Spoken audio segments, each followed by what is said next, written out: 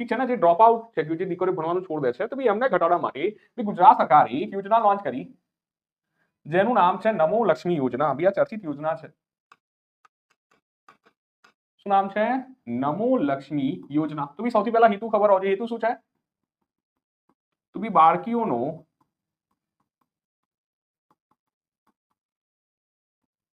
Drop out દર ઘટાડવા માટે આ યોજના લોન્ચ કરવામાં આવી. શું કહે છે? બાળકીઓના કે જે ભણવાનું છોડ દે છે એના ઘટાડવા માટે આ યોજના લોન્ચ કરવામાં આવી. અચ્છા ઠીક છે. તો ભાઈ આ યોજનામાં કોઈ સહાય છે? હા છે ભાઈ. તો ભાઈ જ્યારે બાળકી ઠીક છે ને ધોરણ 9 અને 10 માં કેટલા રૂપિયાની સહાય છે? તો ધોરણ 9 અને 10 માં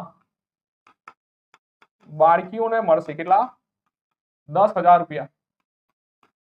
મને કે ટોટલ આ 2 વર્ષમાં 20,000. અચ્છા ઠીક છે. જ્યારે બાળકી ધોરણ 11 અને 12 માં આવશે ત્યારે બાળકીઓને આ 2 વર્ષ દરમિયાન કેટલા રૂપિયા મળશે?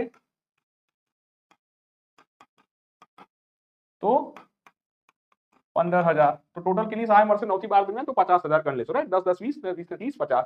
ઠીક છે ને સર, ગણિત મજબૂત છે યાર, સીસી ના વિદ્યાર્થી ક્યાં સર શીખવાડી રહ્યા છે. ઠીક છે. અચ્છા તો સર આ જે યોજના છે તો એનાથી ડ્રોપ આઉટ દર ઘટ્યો? હા સર ઘટ્યો. જે બાળકીઓની સંખ્યા છે એમાં 16% નો વધારો થયો. કેટલા પર્સન્ટનો? 16% વધ્યો,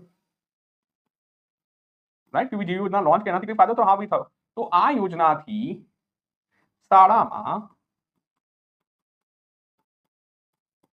બાળકીઓના શિક્ષણ, બાળકીઓના સંખ્યામાં, રાઈટ, બાળકીઓના સંખ્યામાં કેટલા ટકાનો વધારો થયો? 16% વધારો થયો.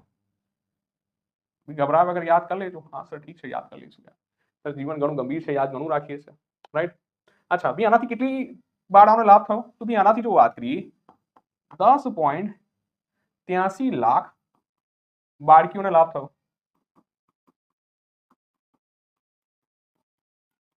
તો એક યોજના હતી જેનું નામ હતું નમો લક્ષ્મી યોજના. તો એક યોજના બીજી બી ગોઠવી નાખી સર કે ભાઈ વિદ્યાર્થી જો વાત કે 11માં 12માં પ્રવેશ એના માટે બી, રાઈટ, કે 9 10 કરી લે પછી